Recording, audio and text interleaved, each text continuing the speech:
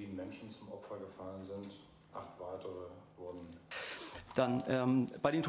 The people killed are 4 men and 2 women aged between 33 and 60 years, as well as the female fetus aged 28 weeks. All the fatalities are of German nationality and each died from gunshot impact. In addition, 6 women and 2 men aged between 23 and 46 were injured. 6 of them are German nationals. 1 woman is of Ugandan and another one of Ukrainian nationality. At least 4 of them sustained life-threatening injuries, some with multiple gunshot wounds. Mindestens 4 von ihnen.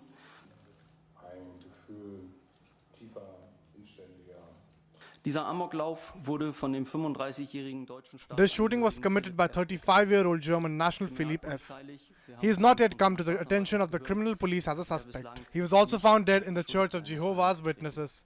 Apparently, he turned his weapon on himself when the police arrived. Philipp F. is a former member of this congregation of the Jehovah's Witnesses who left the congregation voluntarily about 1.5 years ago, but apparently not on good terms. He was apparently single and had been living and working in Hamburg since 2014. Freiwillig, aber offenbar nicht im Guten verlassen hat. Anhand der bisherigen Zeugenaussagen. On the basis of the witness statements so far, the cartridge cases and magazines found and the picture material available, it can be assumed that Philipp F. acted alone. The motive of the crime cannot yet be determined with certainty. Our investigations are continuing. There are currently no indications of a political motivation for the crime. Motivation der Tat liegt derzeit nicht vor. Das ist jetzt passiert. Das ist die What has happened, this is the worst crime in the recent history of our city, and we owe it all in probability to very, very quick and decisive intervention of the police task forces that there are not more victims here. Allerhöchster Wahrscheinlichkeit unserer Stadt. Den Toten befindet sich im Übrigen auch ein. Among the dead is also an unborn child aged 7 months who was hit in the womb. From our side, therefore, first of all, many thanks to all the emergency personnel who yesterday managed this very, very difficult and intense operation. With great discretion, professionalism, were on the scene very quickly. Großer, ausdrücklicher Dank an alle Einsatzkräfte, die mochte sich nicht vorstellen, dass es auch mal unsere Stadt treffen. Die anonyme Person. The anonymous person expressed the opinion in the letter that Philipp F. could be suffering from a mental illness without, as the person wrote, this being medically diagnosed, since Philipp would not seek medical treatment. Philipp supposedly harbors a particular anger towards religious followers, especially towards Jehovah's Witnesses and his former employer. Behandlung begeben würde.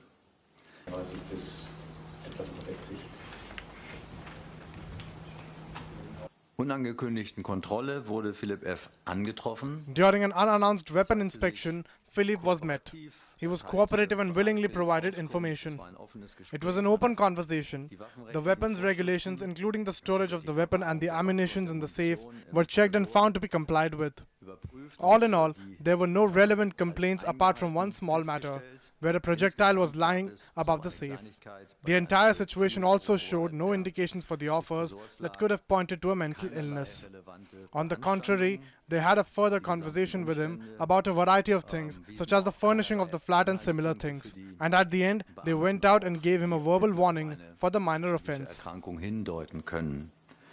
Im Gegenteil, man hat ein weiteres Gespräch über den Strafanzeigen, die anhängig sind von dem Philipp F.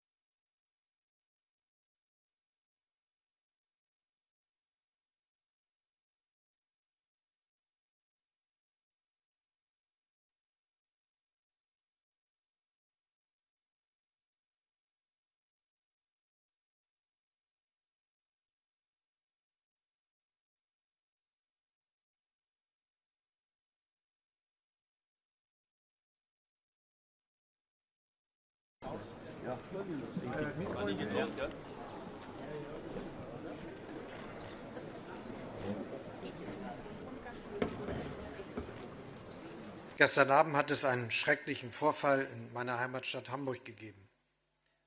Last night there was a terrible accident in my hometown of Hamburg.